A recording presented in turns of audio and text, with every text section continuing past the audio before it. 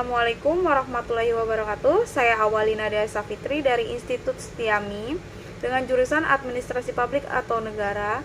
Saya ingin mempresentasikan hasil kerja saya dengan mata kuliah Etika Administrasi dan dengan judul Memahami Konsep Moral bagi Administrator dan Etika Pembangunan. Memahami konsep moral bagi administrator dan etika pembangunan. 1. Birokrasi, konsep, tujuan, dan moral. 2. Kehidupan pribadi pejabat pemerintah. 3. Wibawa birokrat.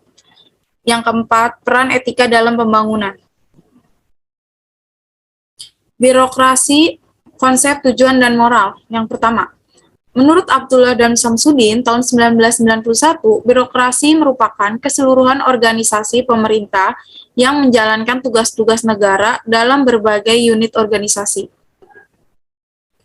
Berdasarkan tugas pokok yang mendasari organisasi, Abdullah dan Samsudin membuat 3 kategori birokrasi sebagai berikut. Yang pertama, birokrasi pemerintah umum, yaitu organisasi pemerintahan yang menjalankan tugas pemerintahan dari pusat hingga daerah. Tugas yang dijalankan lebih bersifat mengatur. Yang kedua, birokrasi pembangunan. Artinya, organisasi pemerintah yang menjalankan bidang tertentu untuk mencapai tujuan pembangunan. Birokrasi tipe ini menjalankan fungsi pembangunan. Dengan kata lain, development function. Yang ketiga, birokrasi pelayanan, yaitu unit organisasi pemerintah yang langsung bersentuhan dengan masyarakat seperti sekolah dan rumah sakit. Oke, next. Birokrasi. Menurut Gifford dan Pincott tahun 1993, birokrasi sebagaimana dipopulerkan oleh Weber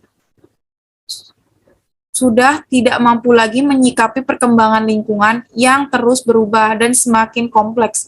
Watak birokrasi yang awalnya mampu dengan efektif bekerja dalam upaya mencapai tujuan organisasi, kini mengalami kemunduran dan digantikan dengan model-model hubungan organisasi lainnya. Yang kedua, kehidupan pribadi pejabat pemerintah. Para pejabat sesungguhnya bukan warga negara biasa.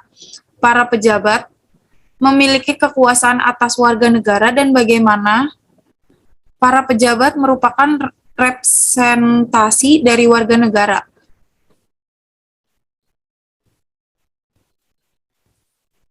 Perbedaan-perbedaan signifikan antara pejabat negara dan warga negara membuat berkurangnya wilayah kehidupan pribadi. Tanda lain privasi para pejabat negara. Karena privasi pejabat negara tidak hanya dijaga, bila perlu dikorbankan untuk menjaga keutuhan demokrasi dan menjaga kepercayaan warga negara. Kebijakan-kebijakan politik yang diambil sebesar atau seluas apapun, sedikit banyak berpengaruh bagi kehidupan warga negara. Jadi layaknya bila masyarakat mengetahui secara detail mengenai kehidupan pejabat-pejabat negara, hak publik terhadap pejabat negara menurut Thomson, tahun 2002. Pertama, adakah akses masyarakat terhadap proses pengambilan keputusan, informasi terhadap perdebatan yang terjadi? Kedua, dapatkah publik memiliki akses terhadap kehidupan pribadi para pejabat negara, misalnya dengan mengetahui sumber kekayaan pribadi? Kehidupan pribadi pejabat pemerintah. Thomson 2002 juga mengatakan bahwa privasi memiliki 2 jenis nilai bagi individu, yaitu instrumental dan intrinsik. 2 jenis nilai bagi individu menurut Thomson yaitu, secara instrumental, privasi menyumbang pada kebebasan dengan memastikan bahwa para individu dapat ikut bergabung dalam kegiatan-kegiatan tertentu yang bebas dari pengamatan, gangguan, dan ancaman. Para pejabat publik membutuhkan perlindungan, bahkan terkadang lebih dari warga negara biasa, karena jika privasi mereka dilanggar, sorotnya publik menjadi lebih besar. Yang kedua, secara intrinsik, privasi dibenarkan sekalipun tidak ada konsekuensi yang dapat merugikan, seperti kehilangan jabatan. Karena banyak pejabat pemerintah hidup dalam sorotan publisitas. Maka saat-saat mereka sendirian dan bersama keluarga serta sahabat merupakan saat-saat yang indah dan memerlukan perlindungan khusus. Next, wibawa birokrat. Wibawa birokrat merupakan suatu sikap atau cara ataupun gaya kepemimpinan seorang birokrat dalam memimpin suatu birokrasi atau negara. Dalam hal ini, wibawa birokrat berhubungan dengan bagaimana para birokrat mampu menarik perhatian dan kepercayaan masyarakat pada pemerintah ataupun menarik partisipasi masyarakat dalam melaksanakan atau menjalankan kebijakan-kebijakan pemerintah yang akan direalisasikan. Hal tersebut dikarenakan wibawa seseorang birokrat dapat dilihat dan ditentukan berdasarkan dari penilaian, partisipasi, dan kepercayaan masyarakat pada birokrat dalam memimpin dan melaksanakan amanat dari rakyatnya. Para birokrat dalam menjalankan tugas kepemimpinannya setidaknya dapat dilihat dari 3 gaya kepemimpinan berikut ini. Kumoromo 2014. Gaya otoriter, demokratis, dan bebas. Next. Peran etika dalam pembangunan. Yang keempat, pembangunan merupakan sebuah proses perubahan dari suatu keadaan tertentu ke arah keadaan lain yang lebih baik, menurut Kumorotomo 2014. Dalam proses tersebut, administrator diharapkan memiliki komitmen terhadap tujuan pembangunan, baik dalam perumusan kebijakan maupun dalam pelaksanaan secara efektif dan efisien. Dia harus berorientasi kepada kegiatan, bukan hanya terpaku pada aturan-aturan legalistik, mampu mengatasi masalah kemasyarakatan, serta mampu merumuskan kebijakan-kebijakan tertentu ke arah kemajuan. Peran etika dalam pembangunan. Poin yang mesti diperhatikan dalam melihat etika pembangunan. Yang pertama, kebebasan. Tentunya yang kedua, persamaan, adanya demokrasi dan partisipasi. Dan yang terakhir, keadilan sosial dan pemerataan.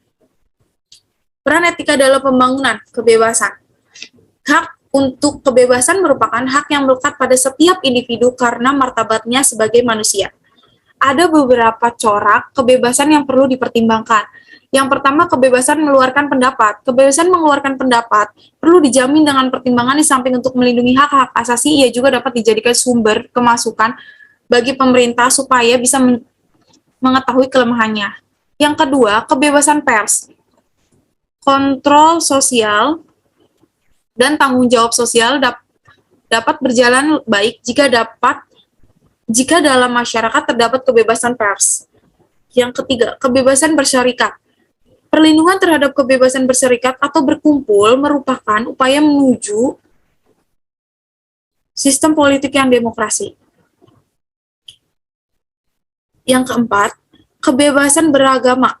Keyakinan spiritual yang muncul dari ketaatan kepada agama akan dapat menjadikan motor pembangunan yang dapat diandalkan, serta nilai-nilai moral pembangunan itu sendiri tidak dapat dan tidak pernah dilupakan. Sekian, terima kasih presentasi kali ini. Mohon maaf bila banyak kesalahan yang saya buat. Demikian presentasi kali ini. Wabillahi taufiq wal hidayah. Wassalamualaikum warahmatullahi wabarakatuh.